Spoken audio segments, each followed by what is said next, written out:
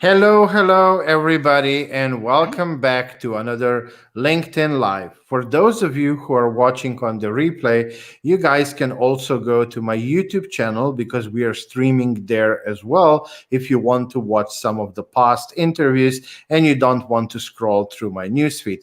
Plus, while you're there, you can also subscribe to the YouTube channel. It would definitely mean a lot. But now, before me not going into too much random rambling, we have an amazing guest. Melody is here with us.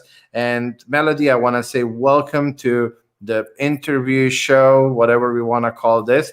And I would love to invite you to quickly introduce yourself to the audience. Sure, and thank you for having me, Miha. So my name is Melody LeBaron, and I began my career as a professional organizer, helping people get their homes and workspaces decluttered and organized in a way that really serves their success. I also do feng shui and space clearing. So any kind of practical, tangible work that people need in their homes and workspaces, and the intangible clearing that's needed very often is what I do with my clients and love doing. Perfect. Well, Melody, let's go to the obvious. I mean, I've seen the benefits of, decluttered home, decluttered work environment, being able to work and focus. But let's go to the problem. So, why do we normally don't have, clean and optimized home and work environments?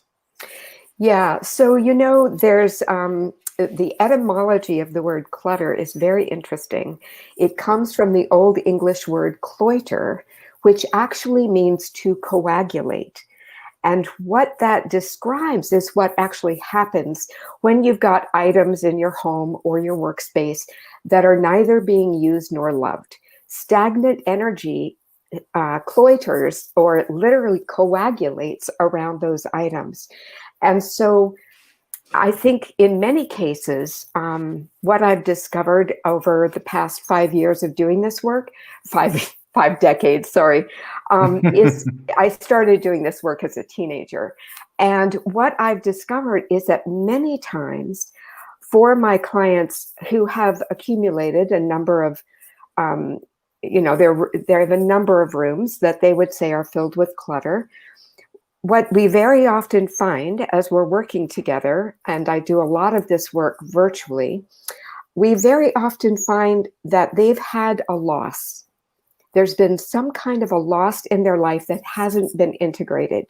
Maybe mom died, and so they have a lot of boxes in the closet or the basement of things that belong to mom. Or maybe there were some medical issues and things just got stacked up and there are several rooms with piles of paper. And so what we find when we do the work of organizing, and it is work, but it can be fun work, is that we find that not only are the items getting handled, but that loss is actually being integrated. Okay, that sounds interesting.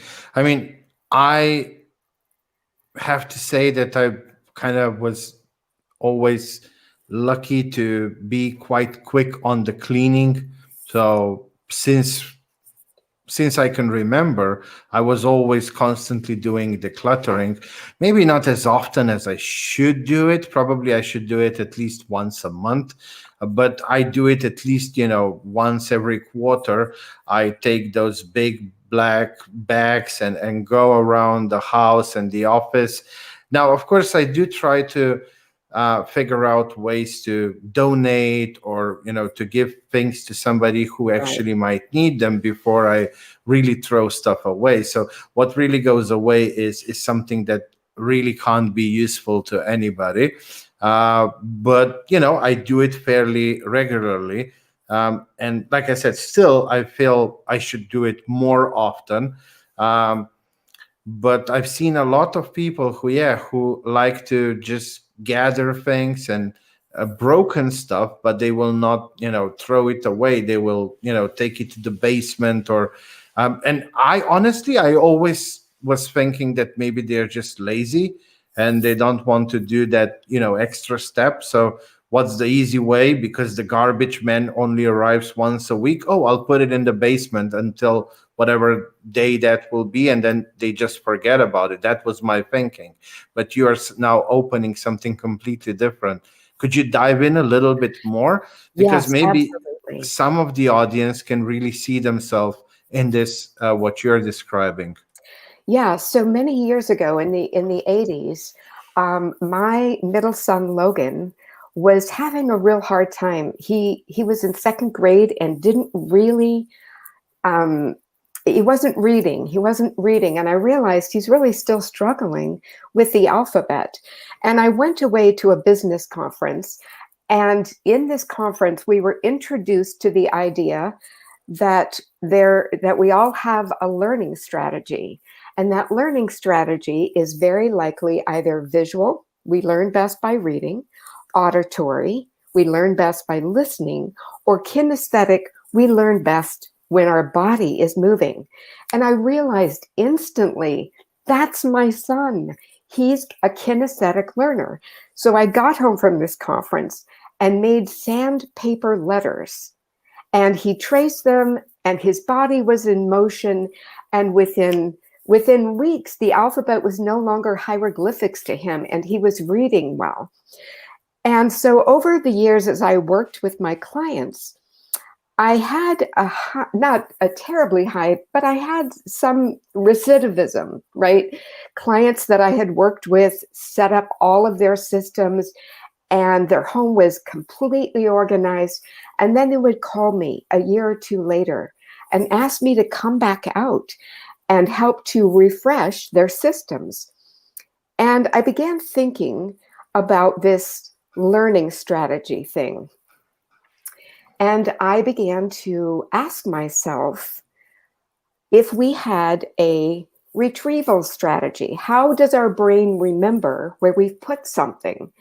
And so I decided to experiment. I asked myself some questions, and in the answering of those questions, just about where things were stored in my home, I recognized instantly that my retrieval strategy is visual. I remember in my mind's eye where I've put something. I remember what it looks like in that cupboard where the cinnamon is. Well, when I started doing this assessment with my clients, I realized that many of them were auditory, and so they couldn't see it in their mind's eye, and some of them were kinesthetic. And so for my auditory and kinesthetic clients, if you put something in a file drawer, or if you put something behind a door in a closet or a cupboard, you might as well have thrown it into a black hole. You might never remember you put it there. And so I realized I had to develop systems that worked for my clients with an auditory retrieval strategy and or a kinesthetic retrieval strategy.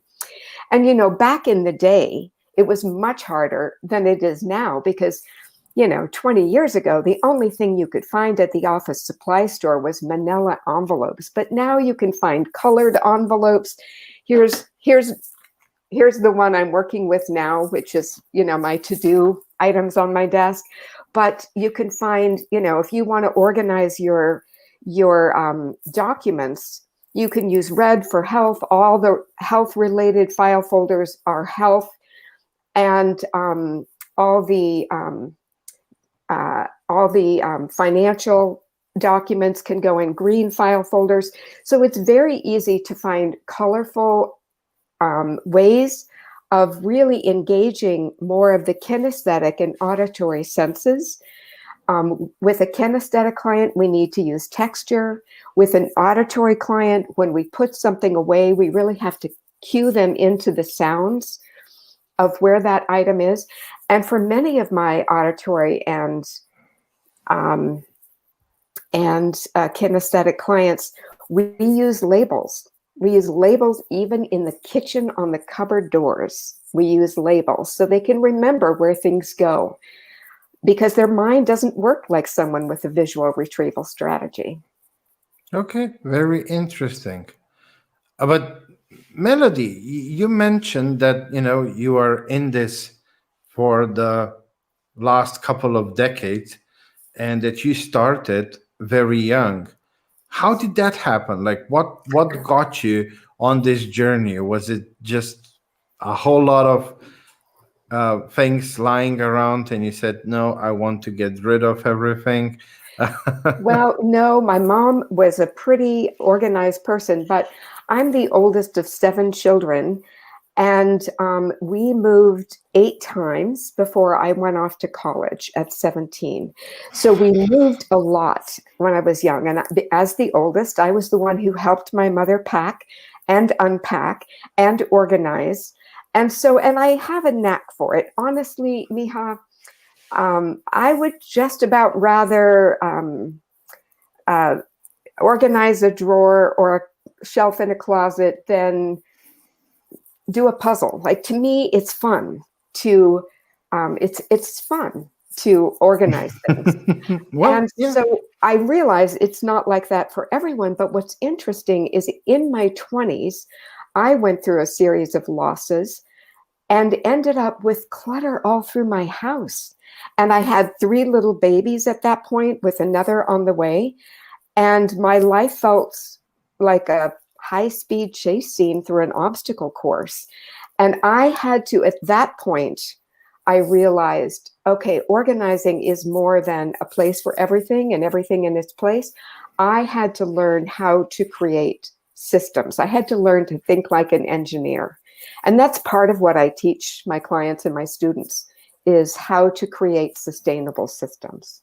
Okay, okay. Well, now that we covered this part, um, I think we should go into what are the benefits at your home, at your workplace. So, why should people start decluttering, and how to do it properly? Yeah. I'm sure there is are better ways, and especially when what you say, we attach certain emotions and memories and things like that to that. It can be probably very hard for some people. So yes, please. Yeah, so it's really interesting that, yes, there are some best practices, and that's what I teach in my classes. Um, and the number one thing, the number one best practice, which most clients who have clutter need to do over and over again throughout the process, is to release all judgment. To release all judgment about the space they're living and working in, and to release any judgment about themselves and their interactions with the space. Because when we walk into a room that has tremendous amounts of clutter, our attention is being pulled every which way. We walk into that room and we see things we haven't attended to. And if we are like most people, we're in a space of judgment with ourselves. You see, we have an energetic attachment to every person in our lives, to every piece of furniture, every piece of art, every piece of paper.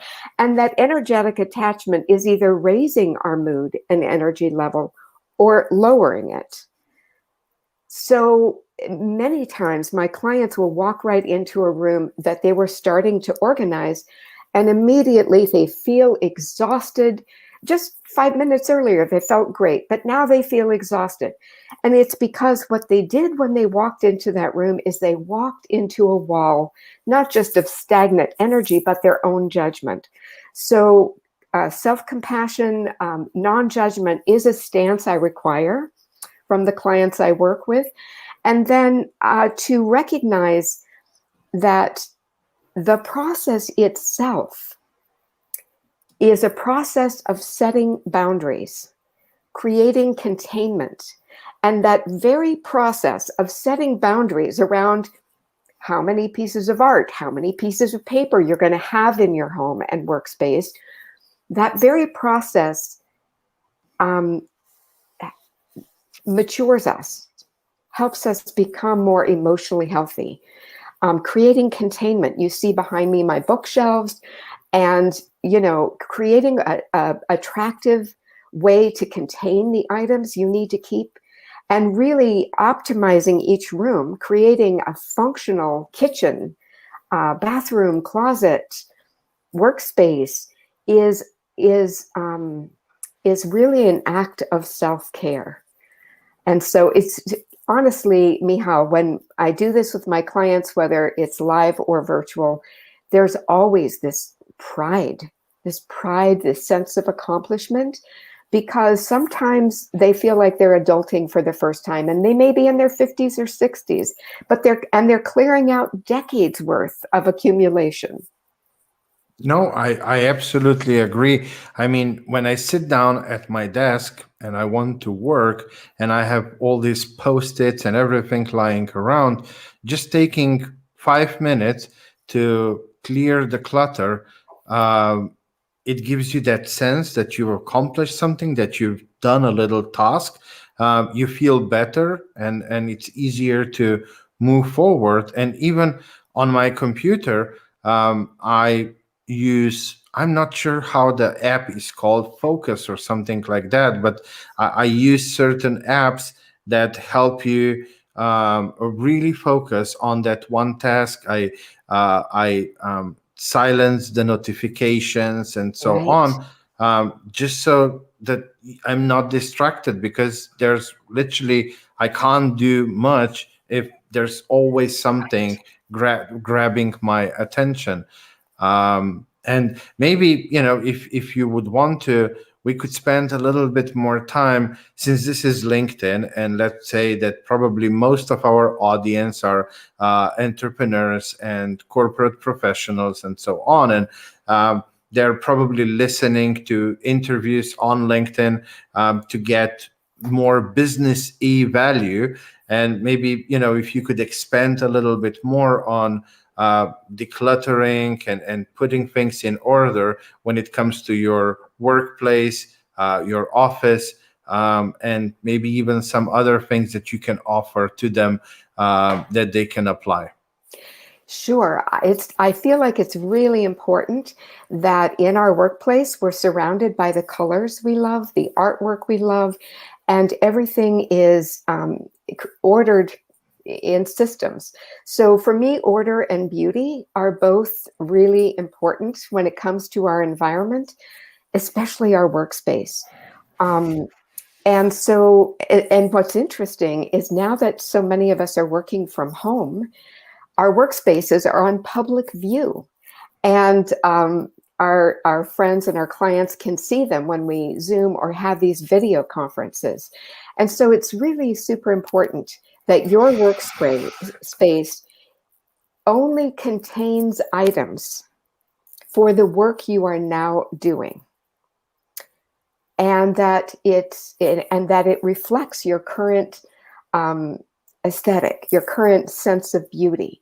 So what do I mean by only contains items for work you're currently doing?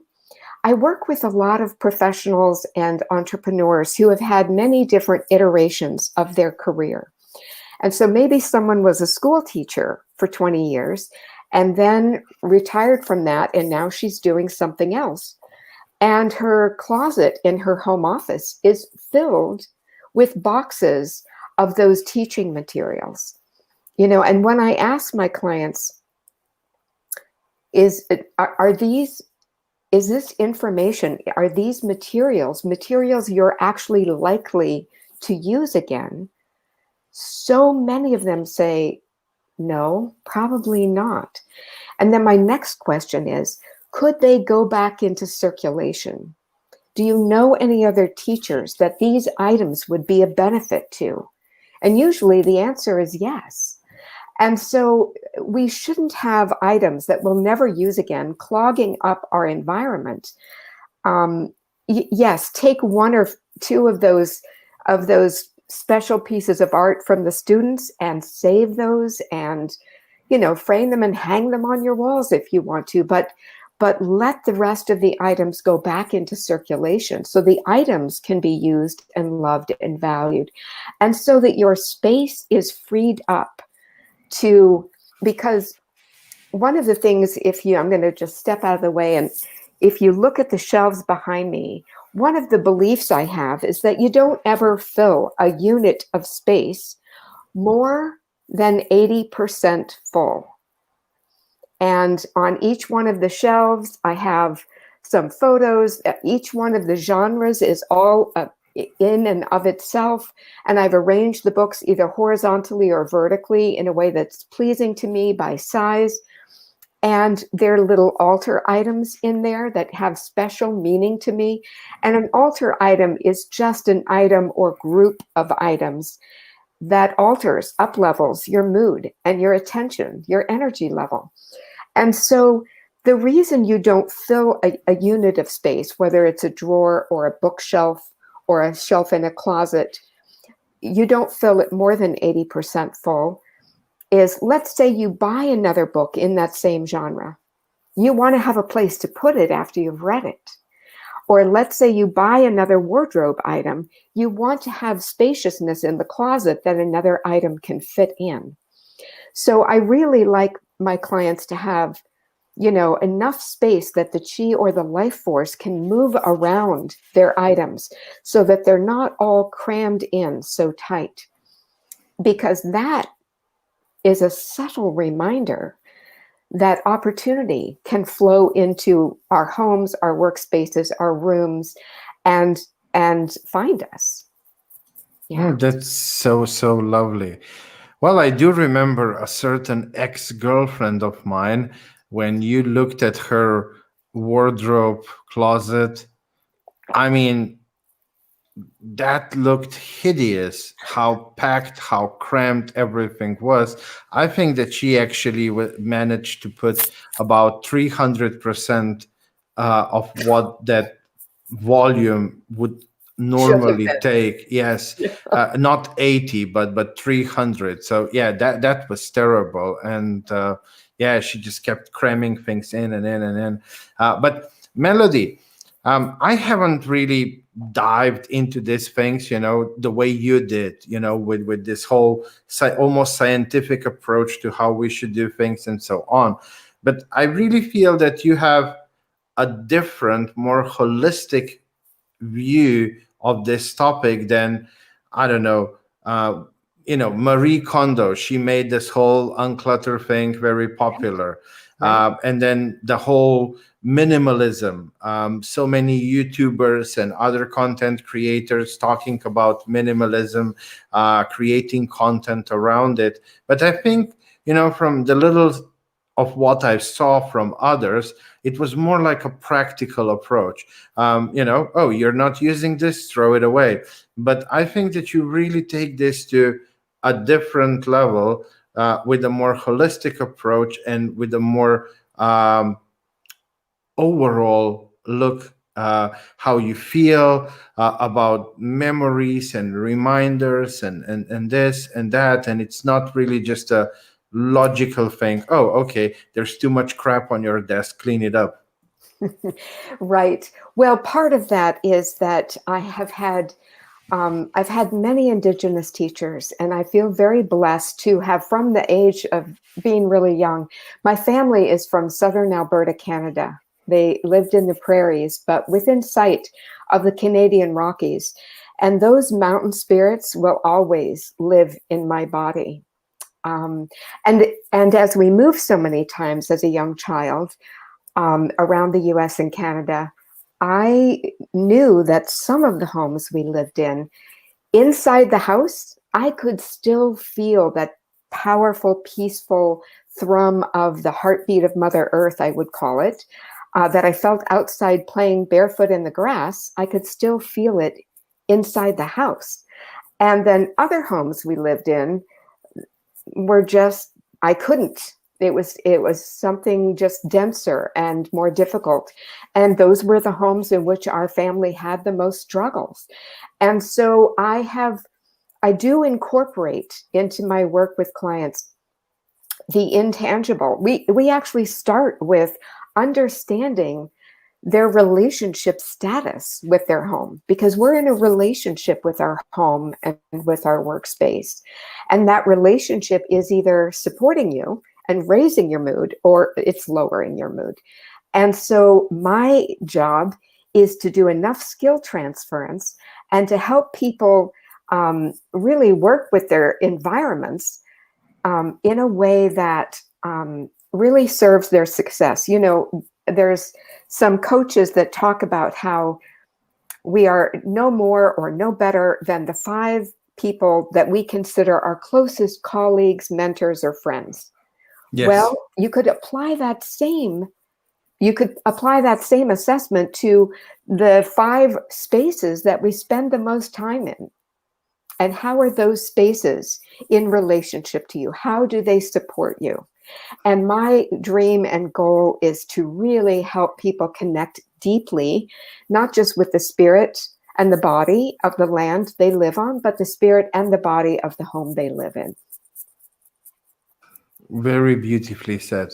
Well, Melody, before we go into the finishing part of the interview, um, who do you normally work with? And if the audience recognizes themselves in what you're talking about, and they might say, it would be lovely to talk to Melody. You mentioned that you do some training, some classes online, you do one-on-one work virtually and in person. So who is that person who you normally work with, and what's the best way to get in touch with you?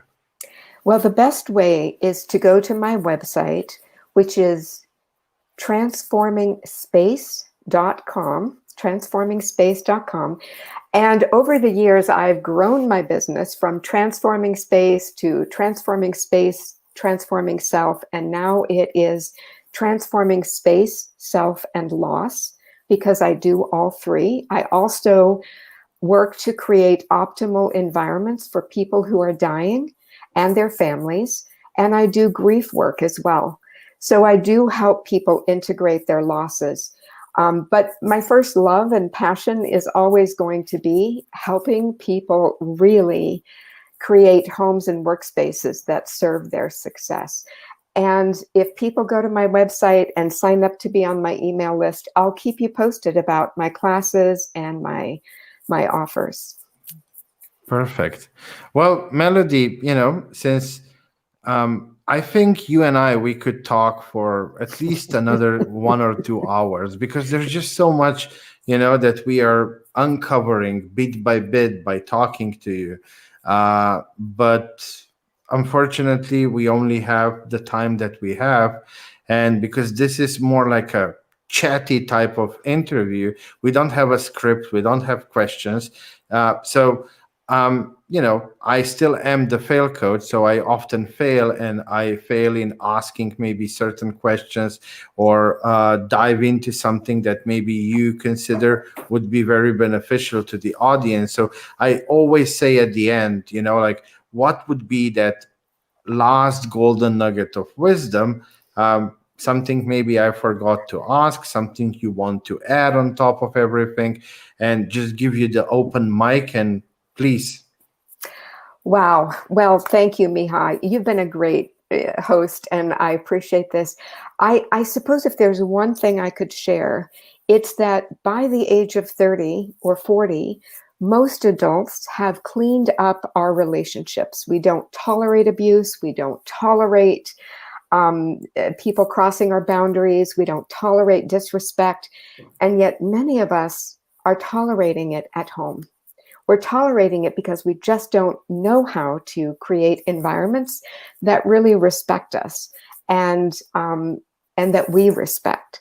And it is just my heart's desire to work with you, if that's the case for you, and help you create an environment that feels ordered and beautiful and really supports you. Melody, may I ask you something? Mm-hmm. Bonus question, but it just popped into my head. So when I do certain other things that I work with my clients with, we always start with awareness. So I make them keep schedule or do this or do that. Is there maybe an exercise, like an inventory exercise, not so much of the actual inventory, but maybe a deep dive. Where do I even want to be? How do I envision the perfect space? So do you do that with your clients, maybe at the beginning? I do. As a matter of fact, the free gift on my website is two visualizations. One that attunes your body to the body and the spirit of the land you live on, and the other one that attunes your body to the spirit of the home you live in.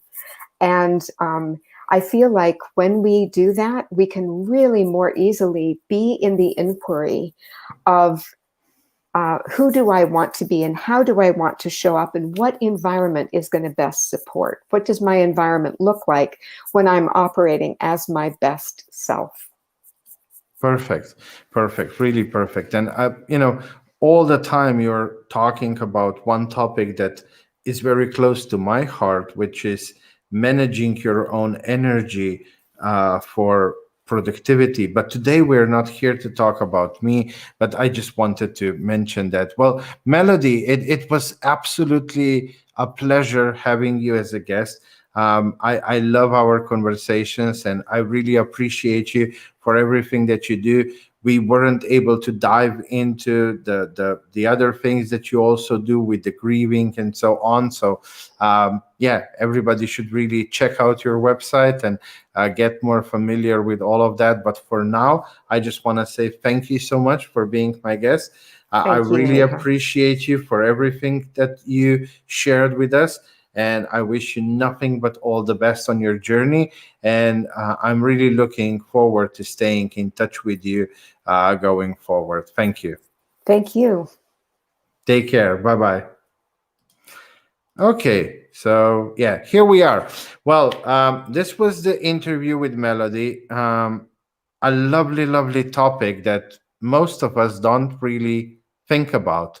It wasn't like, I think most of us, we're just like, oh, there's things there, and we really don't consider that and take that into account when it comes to our productivity, supportive environment, and so on. Now, I'm sure that for some of you, the way we talked with Melody might seem like a little bit woo woo, like um, I know that I used to be, many years ago, like when I heard about feng shui and so on, like, ooh, what's that? But when you start diving a little bit deeper, and especially when you have a chat with somebody like Melody, this is, I think, now our third conversation. It really opens your eyes and you really start looking at things differently. And only if you only take a little bit of everything that she said and you start a little bit here, a little bit there, you will see tremendous improvement in your life, in how you function, how you are able to perform better, and so on. So I really would love to encourage each and every one of you watching this live, watching this on replay, on YouTube, on LinkedIn, to check her website out, sign up for her email, and check the two visualizations, and just start somewhere, and just be mindful and start noticing how you change, how your life changes when you start with the little simple steps. So yeah, I really enjoyed this interview, and I can't wait for next Monday. Another great interview coming up. We have quite a few more lined up for the coming weeks. Um, I wish you all, well, happy Monday. I always forget to say that at the beginning. Happy Monday. I wish you all happiness and success and health, good health. I hope you are doing well wherever in the world you are and whatever craziness is going around you.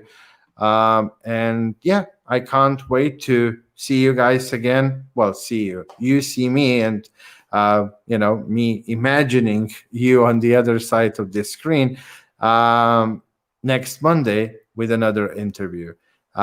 Take care, everybody. Stay safe, stay healthy, and see you soon. Bye.